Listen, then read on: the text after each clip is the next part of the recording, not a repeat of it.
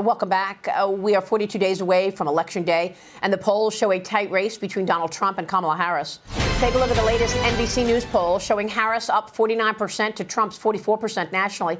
Still within the margin of error, but voters list their top issues as inflation, immigration, and the economy. They trust Trump more on those issues. Voters also favor Trump on securing the border and controlling immigration, 54% to Harris's 33%. And on dealing with the economy, voters trust Trump 50% to Harris's 41%. The poll is coming on the heels of Trump saying that it's too late for another debate after Harris agreed to a face-off on CNN.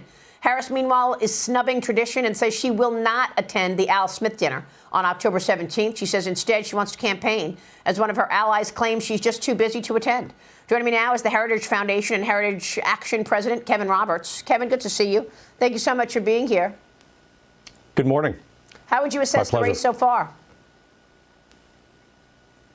You know, it's been a steady state since this switcheroo that the Democrats pulled. I think that the race is obviously neck and neck. I think it's closer than what that recent NBC News poll shows. What we keep hearing from our pollsters, from other people, is that in the swing states, Mr. Trump has a persistent lead. So you got to offset that. Even if the vice president has a narrow lead nationally against the former president, you have to offset that against what seems to be a pretty persistent lead by Trump and Vance in places like Pennsylvania, Arizona, Georgia, maybe even Michigan. All of that to say, Maria, I think the upshot about this race is that until and unless more people in the legacy media get the vice president and the governor of Minnesota to talk about their terrible policy records, you're going to see this race remain neck and neck. I have never seen anything like this in my entire career. Well, I mean, look, Kamala is expected to roll out new economic proposals this week, we're told. Reuters is reporting that Harris's new policies could be announced in Pittsburgh on Wednesday. She also said, I'm going to have a policy plan on Wednesday, she said the other day to reporters. And Reuters says it aims to help Americans build wealth and set economic incentives for businesses to aid that goal, whatever that means. Some critics are now sounding the alarm after a major IRS union, the National Treasury Employees Union, endorsed Harris. Conservative commentator Joey Manorino writes this on X: "Get ready to be taxed to death." So this is the union that is supporting Kamala Harris. I guess they're expecting a huge amount of new business and lots of new jobs in the IRS. Is that right? Yeah, well, it is. I would much rather everyday Americans like economic plans than whatever it is the IRS agents union says. And that really cuts to the chase.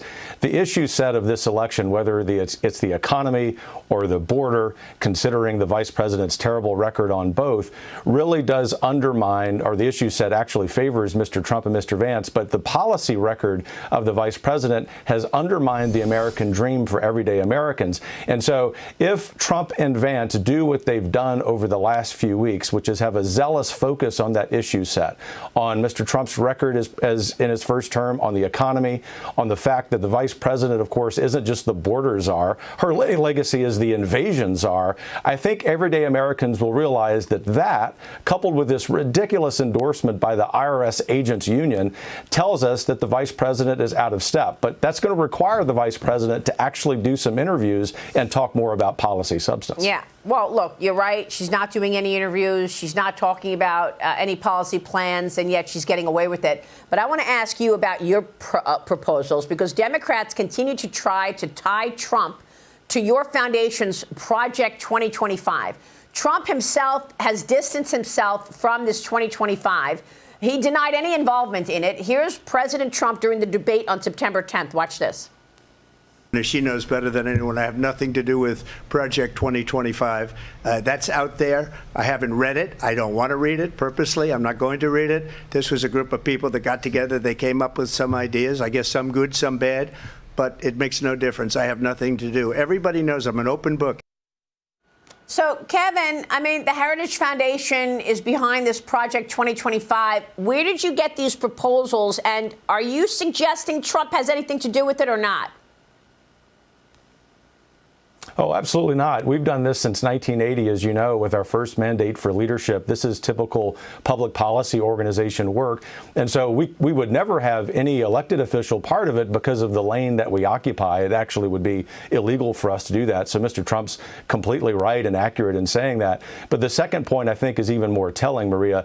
The vice president needs to answer questions about the involvement of the Center for American Progress, which is a radically leftist organization. She has several dozen people in her administration from that organization. Their ideas are very out of step with mainstream American values. When you poll the kinds of things that we're proposing at the Heritage Foundation, restoring law and order at the border, revitalizing the economy, all things that really help to restore the American dream, these are 80-20 issues. The underlying thing is particularly sinister, though, and I just want to hang on this point for a moment, and it is that the reason the vice president is attacking our work so much is not just to mischaracterize it, but very importantly, to censor free speech by those of us on the political right. We're not rolling over on this. We're going to continue to do what we've done for half a century.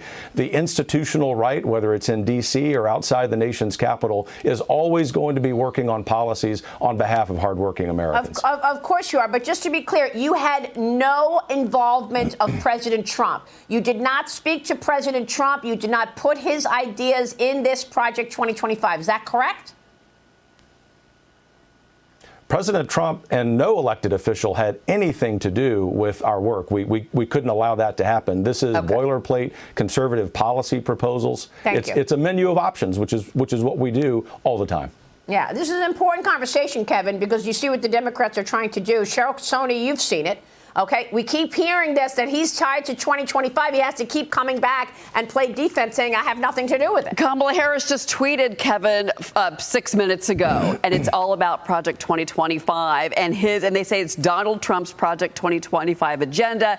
It would effectively ban IVF. How do you fight back the misinformation? I mean, I realize that it's not you're not working for the Trump campaign, but this is misinformation about heritage. How do you go back against this machine? As you rightly point out, these left-leaning groups in Washington are filled with former Obama officials in particular, and they're the ones that are pushing all of this out, and they are soiling the name of heritage.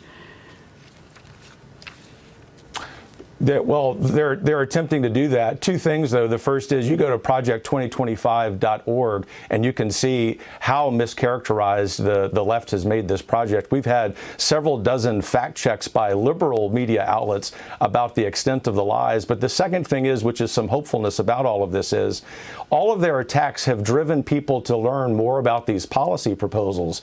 And what we hear, because these policy proposals are very popular, is that people are very interested in having a policy conversation. And so our work will persist. It's done not for the establishment in D.C., but for everyday Americans. And we remain very hopeful, not just at Heritage, but across the United States, that given the level of mischaracterization by the left about this, that people are realizing the reason they're doing this is because they can't run on their policy record. And I think that we're over the target when it comes to those policies. All right, Kevin, good to have you on the program. Thank you so much. Kevin Roberts, stay with us. We'll be right back. You're watching Mornings with Maria.